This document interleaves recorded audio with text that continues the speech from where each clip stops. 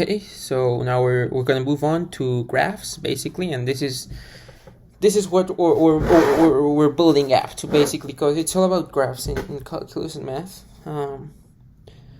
So the reason we want to know what cosine pi over 2 is, or what cosine pi over 3 is, it's basically to find the y value in a cosine graph or a y graph. So that's why it's the unit circle is so important.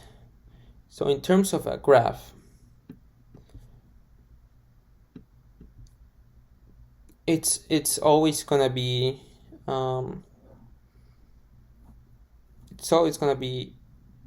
the y value, or the negative y value. It's always gonna be, the maximum is always gonna be -1, because remember, the unit circle is a radius of 1. So if we go back to here, when it's pi over 2, y is going to be 1. When it's 3 pi over 2, y is going to be -1. So 1 or -1 are kind of our that's kind of where the graph goes in terms of y. It's not going to go beyond 1 in the unit circle basically. But that's why the unit circle is so important, because it's a representation of the graphs. So our ratio is never going to be more than 1. So that's where it comes from, right? So we gotta look at a cosine graph here. Let's do f equals cosine x. Now remember, we know it's cosine, so the x must be an angle, right? So the x-axis is going to be actually the angle that the graph's passing on. And you can divide it as we divided in the unit circle. So this is 0 pi or 2 pi. This is going to be pi over 2.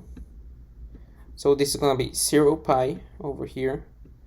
Let's take this as pi over 2.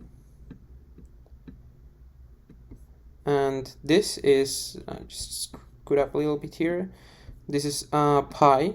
So let's just take pi here.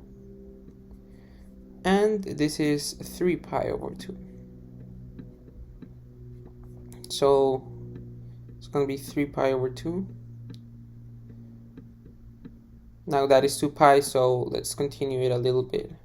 Sorry about that. So that's going to equal 2 pi. Now we look at cosine, right?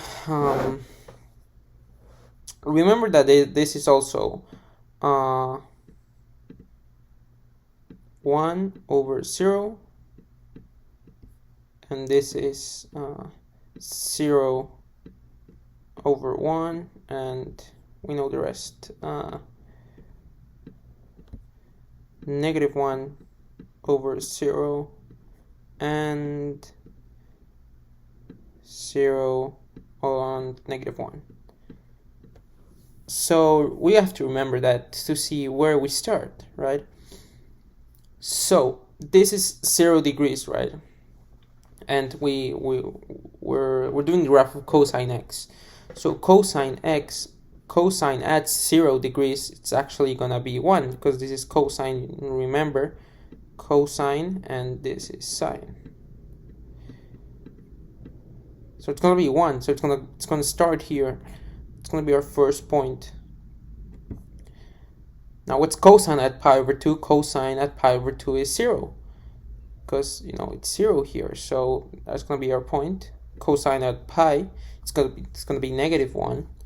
So it's gonna be our point here. And at 3 pi over 2, it's gonna be 0 again. And it's gonna be back at 1 at 2 pi. So we take a graph like that. We graph it. Sorry for my graph, it's not good. So that's basically a cosine. And let's do, if it's this is, let's do this is -pi, just to finish it off. So that's going to be a cosine graph, and the reason why we need to know So I'm just going to change this to y. It's uncomfortable. The reason why we need to know trig ratios, it's basically to find the value of y where at a specific angle, and that's going to be useful for us for our graphing. So if we find y equals cosine at pi over 2, cosine is going to be 0. So y is going to be 0. If we want y equals cosine at pi over 3, which is 30 degrees, that's going to be somewhere around here. Pi over 3, which is 60 degrees, sorry. That's going to be somewhere around here, let's say. Like somewhere around here. So the y value of that is going to be the ratio. So cosine at y equals cosine at pi over 3. That's gonna give us a y value, and that y value is the ratio. So let's do it really quick.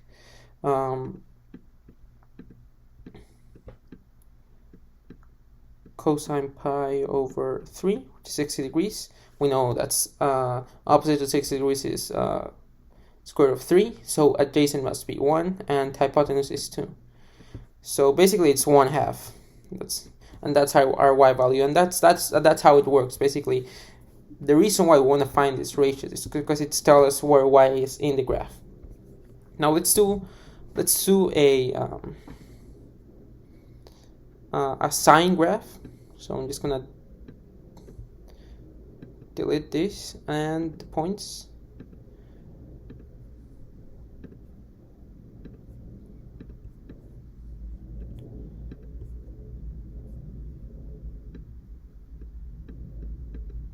Okay, let's do a sine graph.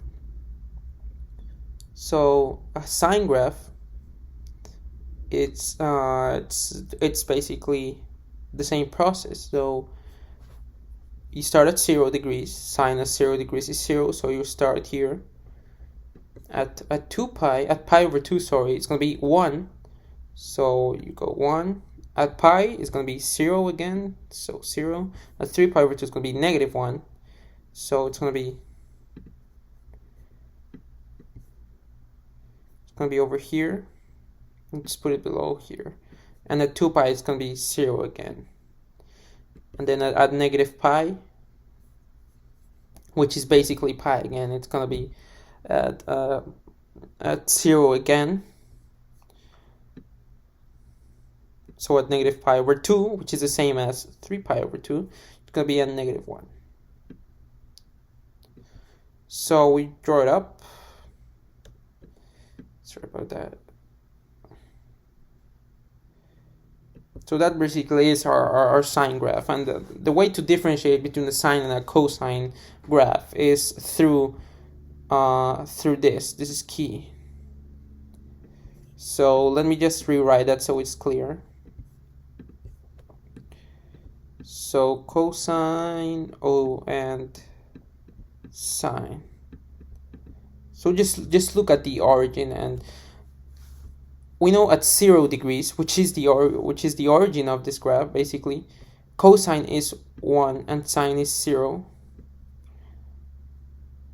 So cosine must start at 1 and sine must start at 0.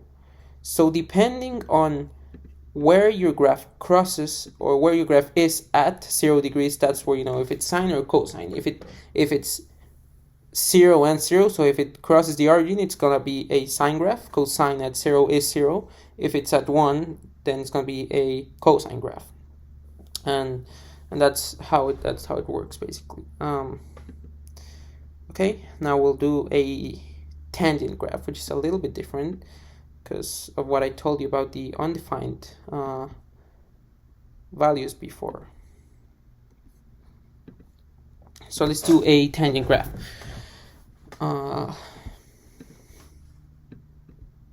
This is just going a little bit extra, but tangent. So for tangent, we really need to know our the cosine and sine, that it's cosine is x and y and sine is y. So We, as always, start with 0 degrees.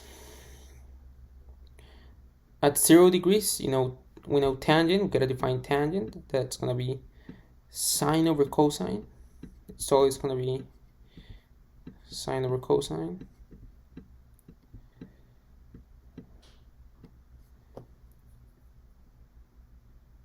So at 0, sine is gonna be 0, cosine is gonna be 1. That's 0. So it's gonna be 0 here.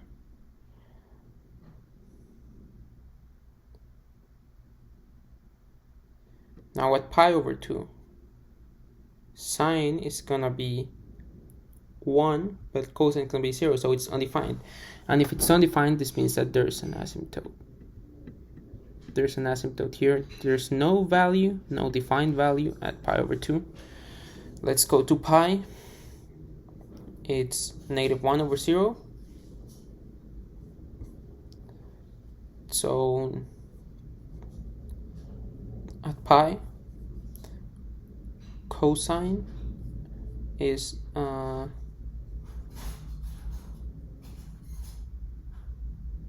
-1 and sine is 0. That's 0 again. So it's going to be a value here at 0. And 3 pi over 2, sine is going to be -1, but cosine is going to be 0, so it's undefined again. So that means there's an asymptote. There's an asymptote. And I forgot to put this as -pi over 2. And at -pi over 2, which is the same of 3 pi over 2, again 0 and -1, sine is -1, cosine is 0, so there is an asymptote, and there's going to be a point at pi. So as you can see, there it's a different graph because there's asymptotes. That means there's no value. It's not continuous as the sine and cosine graphs. So now that's where our trig ratios basically come. So tangent, we know it's 0 here, right? Let's move it a little bit.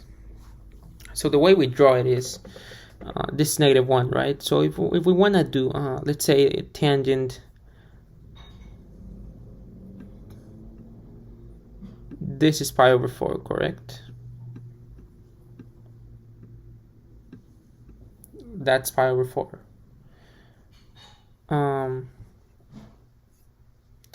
So we know the tangent at pi over 4, it's going to be a 45-degree angle. So it's going to be 1 over here, because in a 45 special triangle, let's go back to it, 45, 45. Let's see if we still have them. Yeah, it's going to be, adjacent is going to be 1, opposite it's going to be 1. So at 45 degrees, which is half from pi, it's going to be at 1. So that's going to be at 1 here. This is half. Now because it's on, this is the third quadrant, remember, it's going to be negative because it's -pi over 2. So it's going to be, it's pi over 4, sorry. So it's going to be here on this quadrant. This is pi over 4. So it's going to be here. So that means it is positive. So it's a 1 here. And that's basically just the way asymptote works, that it usually goes out to infinity. So from here, it's going to be increasing. So it's going to be like that.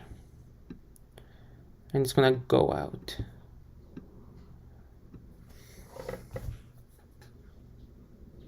And basically that's how the rest of the graph goes again. That's pi over 2. This is 3 pi over 4. The one less than pi, remember that, and this is 1 more than pi, so 5 pi over 4.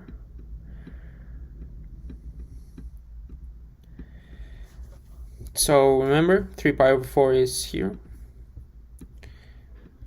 5 pi over 4 is here. Tangent is negative on the second quadrant, so it's going to be 1 around here, and 5 pi over 4 is positive because both opposite and adjacent are negative, so that makes it positive. So it's going to be over here again, and that basically makes the same graph. So it's gonna be like that. Let's just clear it up so you can see. It's gonna be